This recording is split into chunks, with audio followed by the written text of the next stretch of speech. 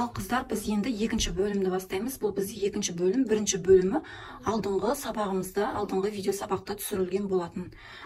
Және де бірінші бөлімде мынау жилеткамыздың алдын, артын қалай тоқимыз, оң және сол қалай тоқылады, мына бұрыш қалай тоқылады, соның бәрін айтып түсіндірген болатын. Енді біз алдыңғы сабақта алдыңғы видео сабақта мен сіздерге авязканың тоқылу әдісін көрсеттім.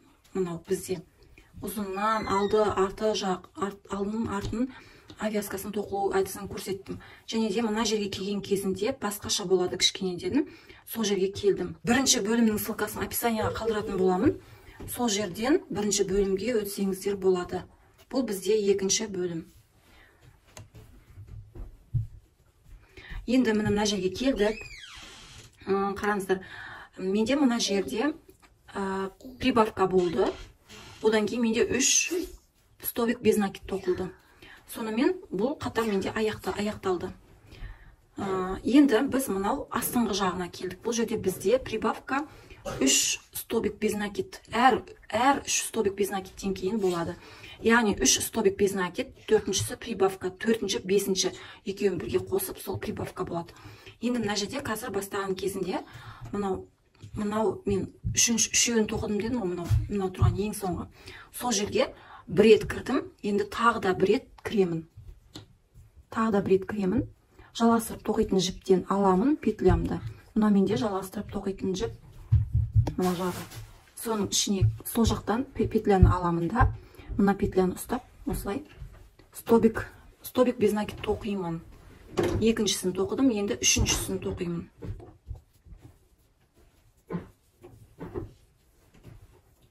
Міне үшіншісін тоқыдым.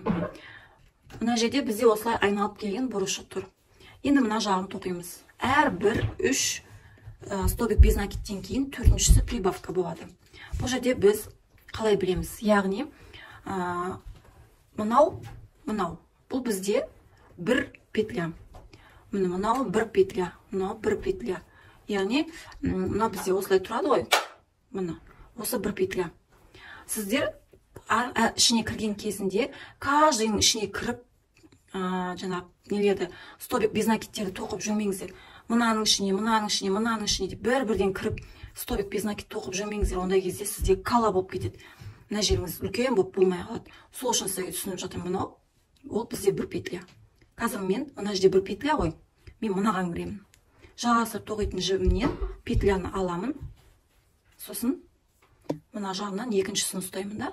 Тағы да жалғастырып тоқитын жіптен келесі петляны алып, осылай мынаған кіремін.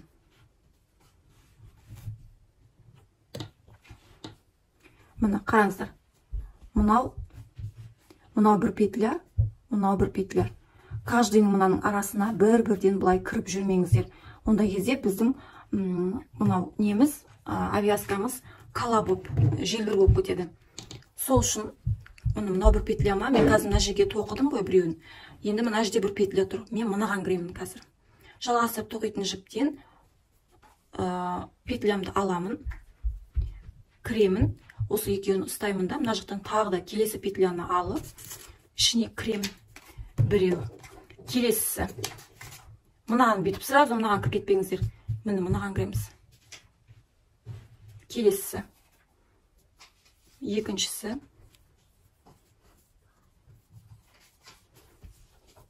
Келесі. Мынаған кіремін. Үшіншісі. 3 столбик без накид. 4-шісі қысқартамыз, 4-шісінде уже қысқартамыз. Яғни, мынаған кіреміз, сосын мынаған кіреміз. Мені жалғастырып тоқитын жіптен петляны алдым. Мынаған кірдім, сосын осы петляны алдым да, келесі петляға кірдім. Келесі косичкаға. Сосын осы екеуін осылай ұстадым да, жалғастырып тоқитын мынау петлямызды алып, осылай тоқып жібердім. 4-шісі. Енді келесі тағы да 3 петляны столбик без накид тоқимыз, сосын 4-ші, 5-шісі авязка қысқартылады. Мен мынадан жаңа аяқтадым. Енді мынаған кіремін. Мына жерде бір петля тұр. Тағы да кіремін.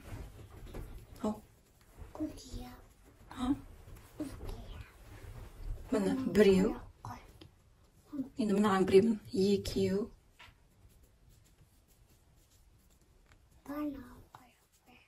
сосын міне мынаған кіремін, үшеу. Ал бұл. Нені ғой? Енді үшеуін тоқыдым, төртінші мынау, сосын бесінші мынау. Келесі алып тоқитын мына петлядан, жалғасып тоқитын петлядан аламын, жалғасып тоқитын жіптен петляны аламын. Міне, мынаған кіремін, сосын сол мына петляны айналдырып алып кеп, мынаған келесіге кіремін. Міне осылай. Сосын аламын да осылай екеуін бірге қысқартамын. Авязка болды бұл бізде бұл. Осылай тоқимыз. Аяғына дейін мына жерден әкеп тоқимыз. Сосын мына жерде мынау бұрышына келген кезінде бағана мен көрсеттім ғой, 3 рет столбик без накид тоқимыз деп. Сонда бізде осындай жаңағы қыры домалақ болып келетін угол дейміз ғой, сондай пайда болады. 3 рет кіреміз да, одан кейін мына жақ шетін мен алдыңғы видео сабақта қалай тоқылатынын көрсеткен болатын. Яғни мынандай болып тоқылу әдісін. Мынандай авязкамыз осындай болып шығады ғой. Соны мен алдыңғы бірінші бөлімде көрсеттім, сондай етіп тоқимыз. Демек бізде 5 столбик без накид, одан кейін 6-шы, 7-шісі авязка. 5 столбик без накид, 6-шы, 7-ші авязка. Солай тоқыдық мына жақта. И мына жақта да сондай болады. Сосын осылай айналдырып алып келіп тоқимыз да, и мына бұрышына келеміз. Бұл бұрышқа келген кезде тағы да бір косичканың ішіне 3 рет столбик без накид тоқып, углын шығарып аламыз да. Сосын мына астына келеміз. Бұл астына келген кезінде тоже қателесіп кетпейміз. Қараңыздар, мына жерде. Мынадан аламыз. Мынадан алмаймыз. Міне, қараңыздар, мынадан алмаймыз. Бұдан емес, мен қателесіп кеттім. Мына жақтан аламыз. Бұл жақта бізде уже, бізде ең баста бастаған жеріміз ғой. Осы бастау арқылы біз жоғары қарай көтерілдік бұлай. Сол үшін бізде мына жердегі косичкаларымыз басқаша ерекше болып көрініп тұрады. Міне, бұл жерде біз косичка полный, екі косичкадан тұр ғой, соның өзін бірге аламыз. Ішкі сыртқы стенка емес, полный косичканы аламыз. Міне, мыналарды бұлай полный аламыз. Бұл жерде де 3 столбик без накид, 4-ші, 5-шісі қысқартылады. 3 столбик без накид, 4-ші, 5-ші қысқартылады. Солай келеміз да, осылай айналып келеміз да, и мына жерге келген кезінде, бұрышына келген кезде бір косичканың ішіне 3 рет столбик без накид тоқып, сонымен аяқтаймыз. Енді ары қарай өзіміз тоқимыз. Сіздерге түсіндіріп айтып көрсеттім. Мынау астыңғы жағына келген кезінде әрбір 3 столбик без накидтен кейін 4-ші, 5-шісі қысқартылып отырады.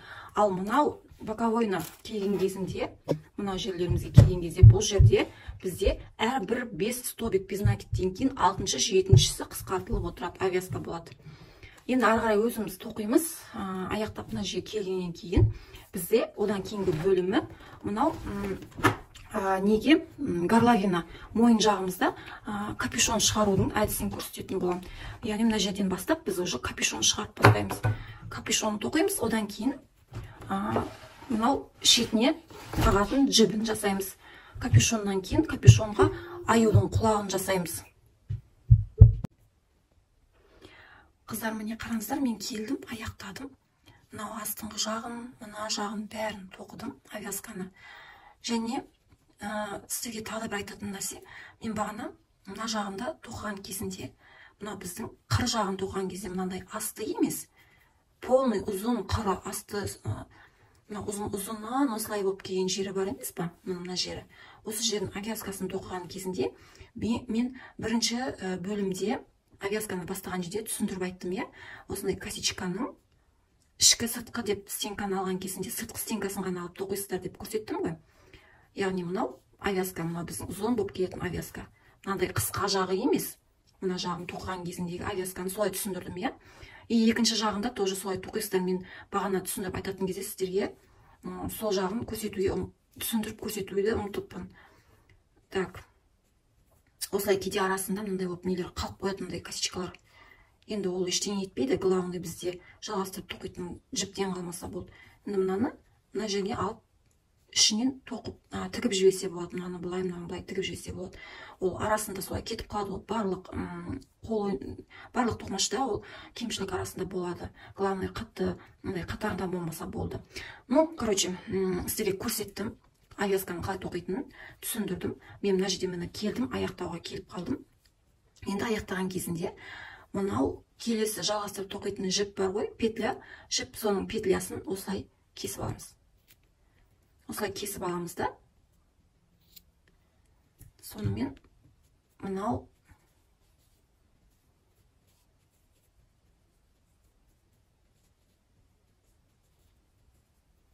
так, мына жерде біреу қалып қойыпты тағы да, но ештеңе етпейді. Мынаны да былай кесе саламыз.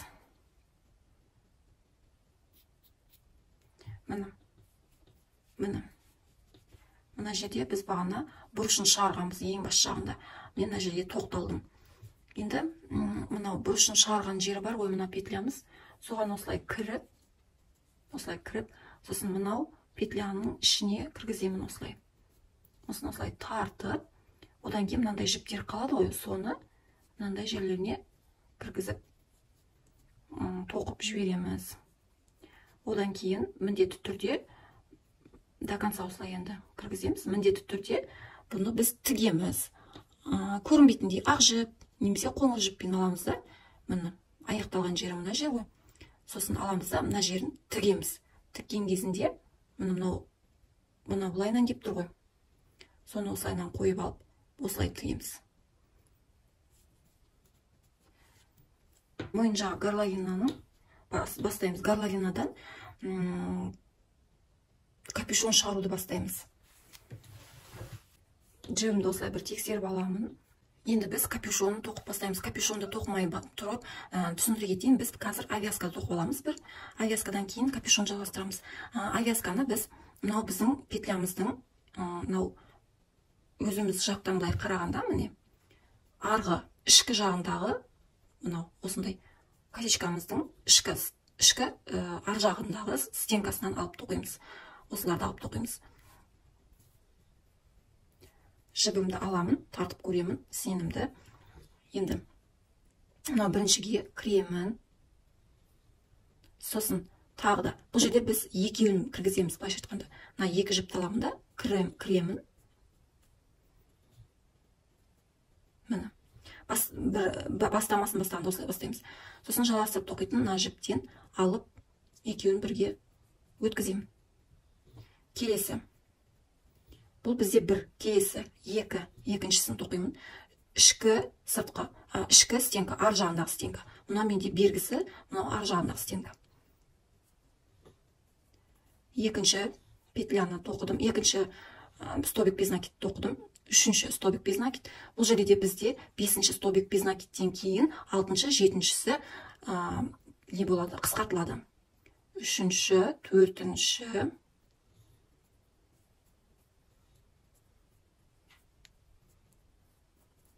бесінші. Енді 6-7 қысқартылады. 6. Сол петляны ұстап тұрмын. 7. Авязканы осылай тоқимыз. Қысқарту арқылы. Енді ары қарай тағы да 5 столбик без накид. 6-шы, 7-шісі қысқартылады. Авяз қысқартылып тоқимыз. Так. 1, 2.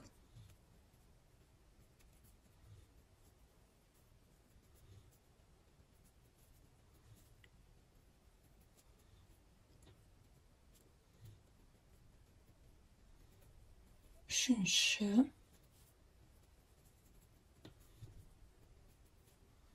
Төртінші.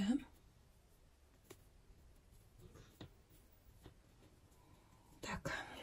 Бесіншіге келдім.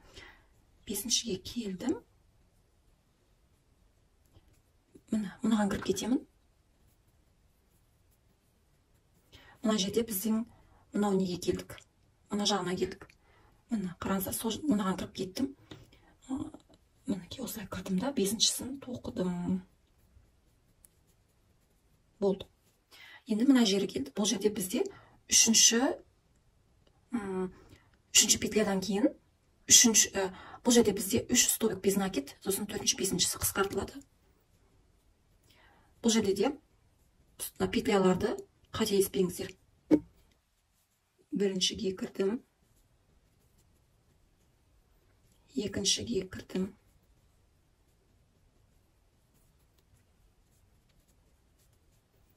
Үшіншіге кірдім.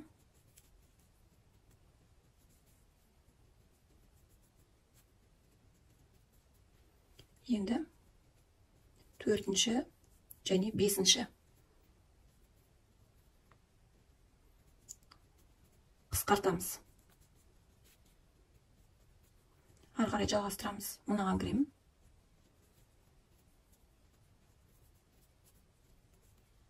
Енді қараңыздар, мына жеріне келдік. Стенкасынан аламыз. Сыртқа, то есть ар жағына, ішке қарай қарап тұрған стенкасынан. Бір.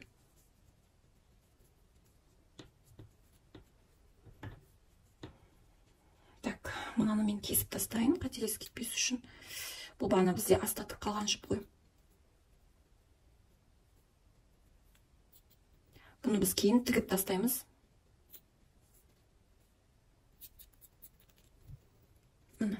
Бұны біз есептейміз, бұны ішіне қарай тігеміз. Так, 2, 3, 4,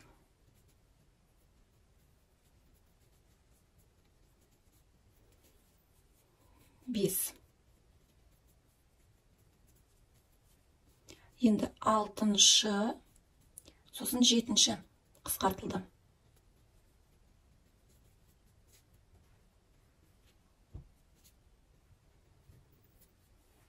Тағы да 1, 2,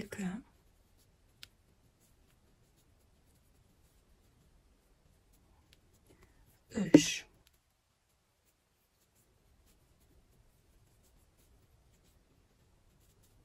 4,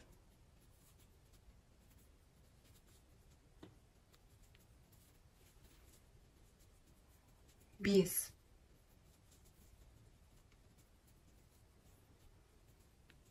6-шы. 6-шы, так, 7-ші жоқ екен. 6-шысында осылай тоқи саламын. Міне. Енді қараңыздар, мынаған кіріп кетемін. Мынау біз бағана бастаған жері бар ғой, соның бірінші петляға кіріп, яғни жалғастырып тоқитын жіптен петляны аламын да, полный екеуінен аламын да, осылай кіріп, екеуін бірге осылай біріктіріп қосып жіберемін. Міне. Енді ары қарай капюшон тоқимыз. Капюшон тоқитын кезде біз мына жақта теріс етіп тоқып жатырмыз ғой. Капюшонды да теріс тоқимыз. Тоже солай, мынау косичкаларымыздың ар жағындағы стенкасынан алып тоқимыз. Міне. Тоқыған кезінде жіпті теріс тоқимыз. Оң терісті мен бірінші бөлімде көрсеткен болатын. Теріс тоқимыз. Яғни мен мына жіпті өзім алып алдым да, сыртқы ар жағындағы тұрған стенкадан ғана алып тоқимыз. Міне, мынаның ішіне былай үстінен кіргізем, сонда менде теріс. Терісі үстінен кіргізем, теріс. Так, тоқтаңыздар. Міне, қараңыздар, мынау бізде оң, сосын одан кейін мыналардың бәрі теріс болып келеді. Мына жаққа соңғы мына петляға келген кезінде оң болады. Қазір оны көрсететін боламын. Ал қазірше бізде оң болып тұр. Ал мыналарды теріс тоқимыз. Теріс тоққан кезде міне оңай. Просто аласыз да, ішіне осылай кіре бересіздер. Ал оң болған жағдайда ол былай астынан, жоғары қарай өзімізге қарай көтерілетін еді. Біз теріс тоқимыз. Теріс тоқыған кезінде наоборот жерге қарай түсеміз, төменге қарай үстінен ішіне кіреміз. Бұл бізде теріс. Қолдарыңыз үйреніп кетеді, қыздар. Бұл бізде, бұл жилетканы крючокпен, спициямен тоқығаннан қарағанда оңай болады. Және де тоқылуы тез. Егер Alize Puffy'дің өзімен тоқысаңыздар, ол тіпті тез болады. Өйткені оның петлялары үлкен. Мынау Puffy Fine болғандықтан кішкене петлялары ұсақ. Осылай, қараңыздар, қыздар. Осылай шығарамыз. Шығарып кетеміз осылай. Петляларымыз осындай болып тұрады. Міне. Осылай шығарып кетеміз, тек кіргізіп қана. Мынаған кірдім, одан кейін мынаған кірем. Теріс ретінде. Бұл біздің капюшонымыз.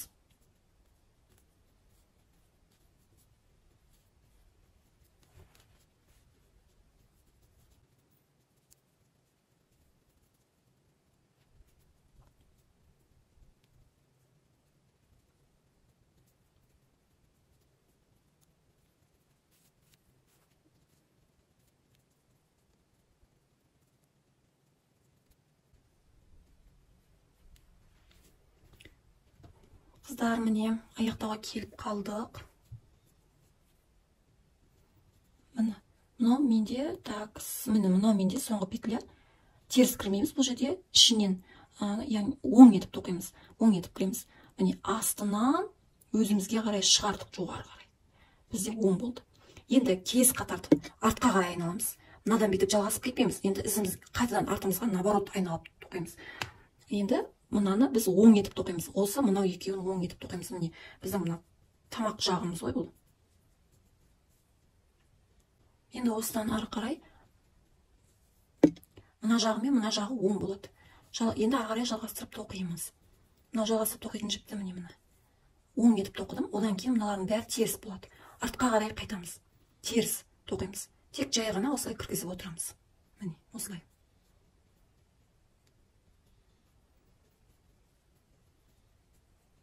Қиыны жоқ. Осылай шығып тұрған петляларымызға осылай жалғастырып тоқи береміз.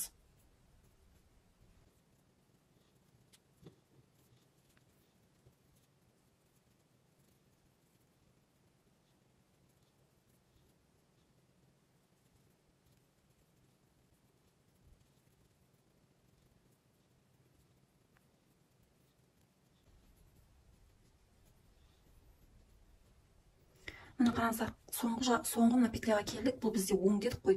Оны оң етіп тоқимыз. Міне. Косичка болып көрініп тұру керек. Енді мынадан артқа қайтамыз.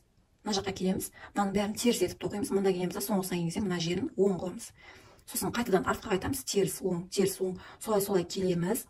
Примерно қанша қатар болады, мен қазір кішкене тоқығаннан кейін айтамын. Капюшонның баланың басына келетіндей болған уақытқа дейін осылай қайталап тоқи береміз.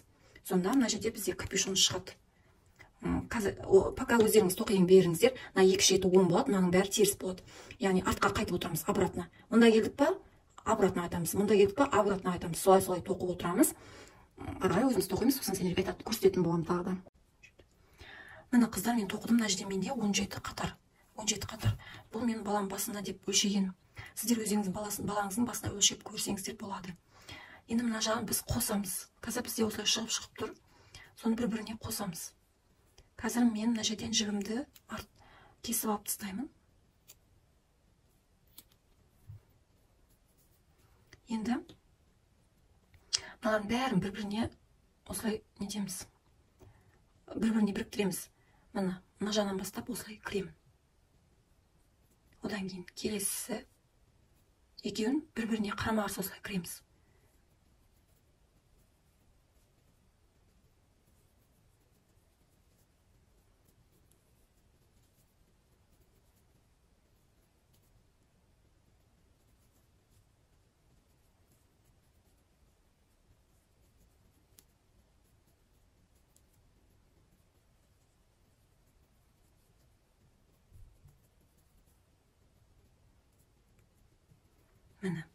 Міне бәрін кіргізіп шықтық.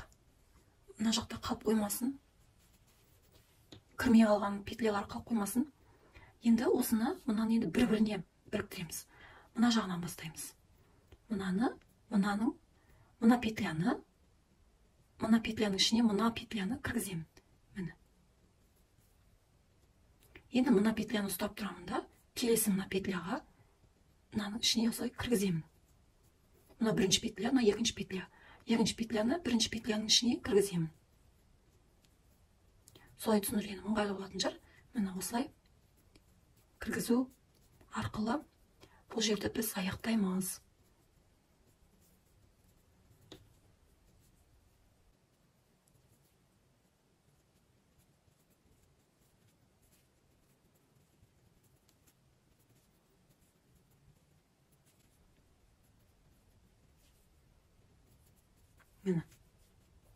Енді мына петляны мынаның ішіне кіремін да, сосын мыналардың үш жақтан істесек те болады. Үш жағындағы петляларға кіргізіп жіберіп, міндетті түрде тігіп жібереміз.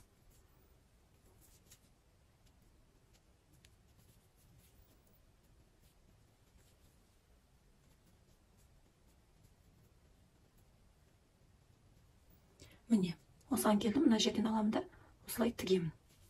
Сонымен мына қараңыздар, біздің осындай әдемі капюшонымыз шықты. Міне. Осындай әдемі капюшон шықты.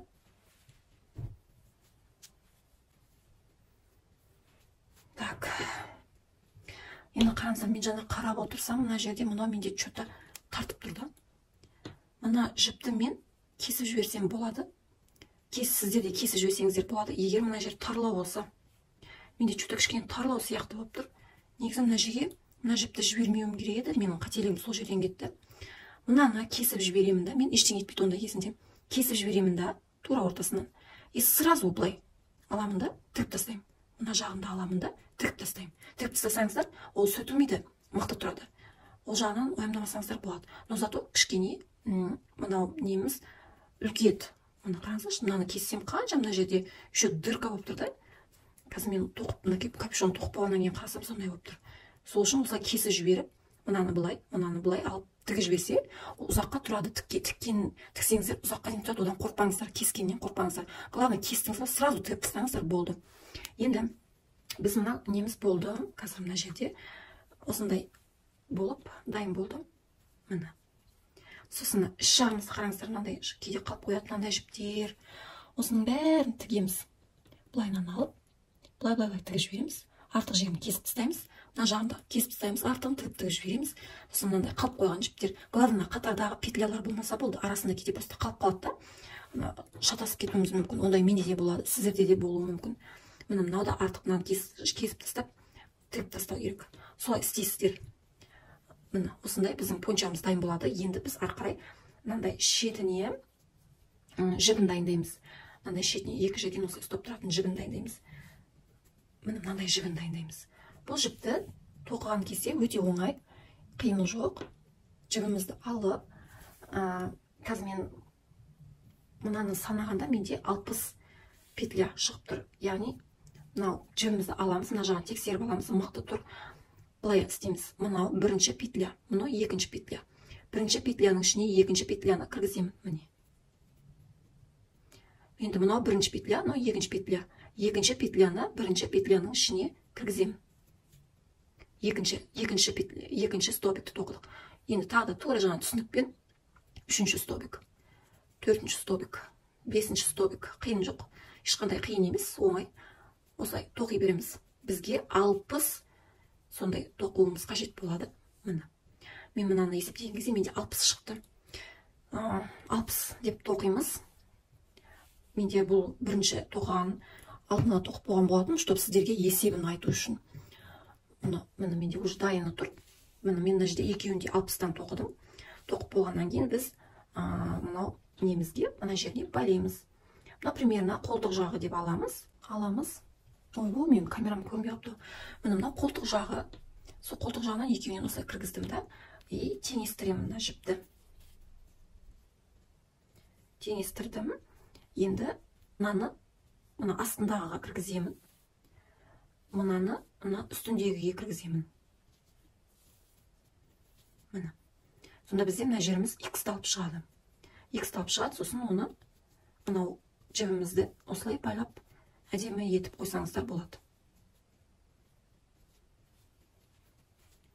Екінші жағы да солай.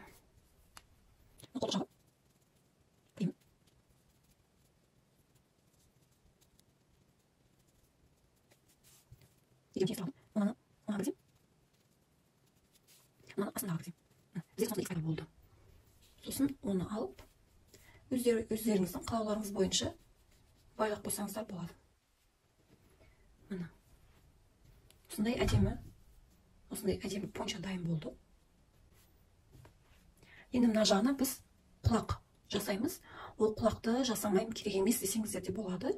Ал жасаймын құлақ керек десеңіздер, қазір көрсетемін. Аюдың құлағын жасайтын боламыз. Енді қыздар, біз құлағын тоқитын боламыз. Құлаққа тағы да мынандай петлялардан 3-4-еуін үзіп, яғни кесіп аламын. Петляларды ұзын жіп етіп аламын.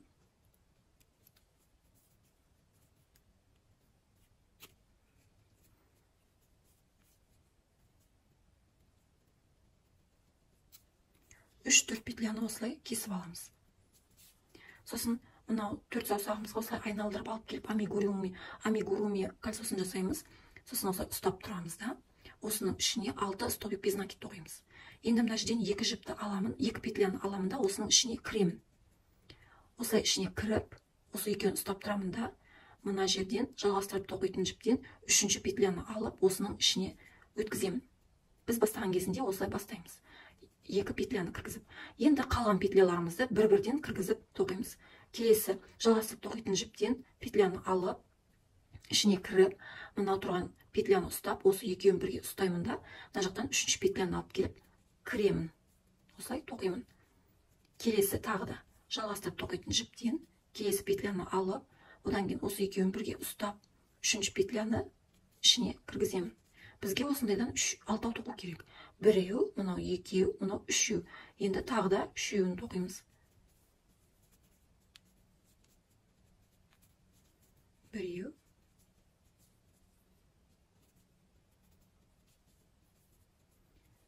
екеу,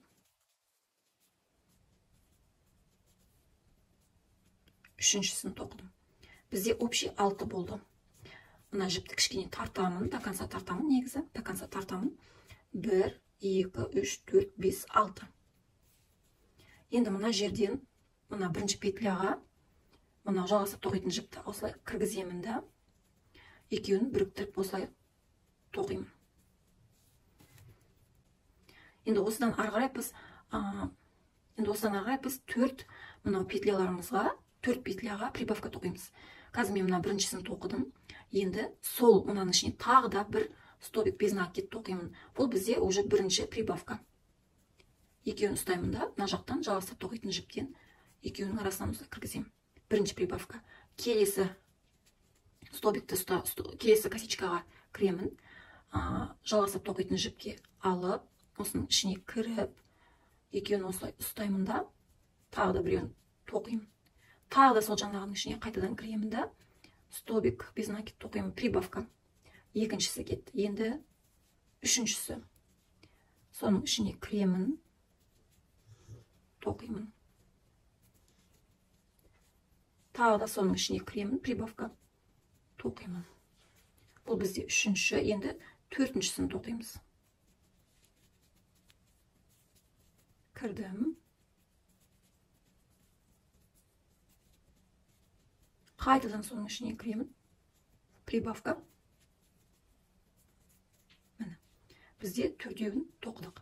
Міне бізде осындай құлақ пайда болды. Енді мына жақтан кесіп,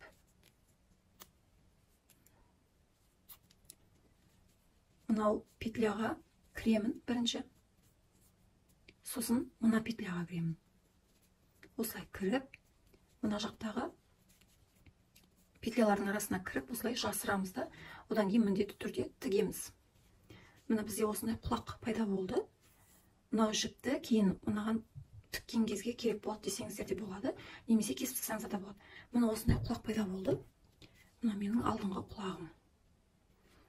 Енді құлақты тіккен кезінде, мына бізде центр 1, 2, 3-ші, 1, 2, 3-ші, 1, 2, 3-ші, міне.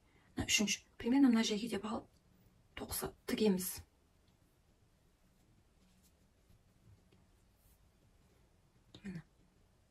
Осылай тігеміз, сонда біздің құлағымыз әдемі болып тұра қалады. Енді тігуін өздеріңіз тіксеңіздер дұрыс болады. Тігуінің ешқандай қиыны жоқ. Сонымен біздің әдемі пончомыз дайын болады. Бұл пончоны 3 түрлі түспен, осындай мен сияқты 3 түрлі түспен тоқсаңыздар, ашық қоңыр, мынандай қызғыш қоңыр және ақ, осындай 3 түрлі түсті кофтаның сыртынан кигізсеңіздер жарасып кетеді. Түстер бір-біріне үйлесе кетеді. Әдемі пончо сонымен дайын болады. Қыздар, мен еңбегімді бағалай кетіңіздер. Лайк басыңыздар, қандай да сұрақтарыңыз бар болса, комментарияға жазыңыздар. Менде каналымда өте қызықты тоқымалардың 4 түрі бар. Каналыма тіркеліп қойыңыздар. Қоңыраушаны және қоңыраушаны басып қойыңыздар. Қоңыраушаны бассаңыздар, мен әр бір жаңадан түсірген сабақтарым сіздерге қоңырау болып, бірінші болып баратын болады. Барлықтарыңызға сәттілік, келесі видео сабақта кездескенше.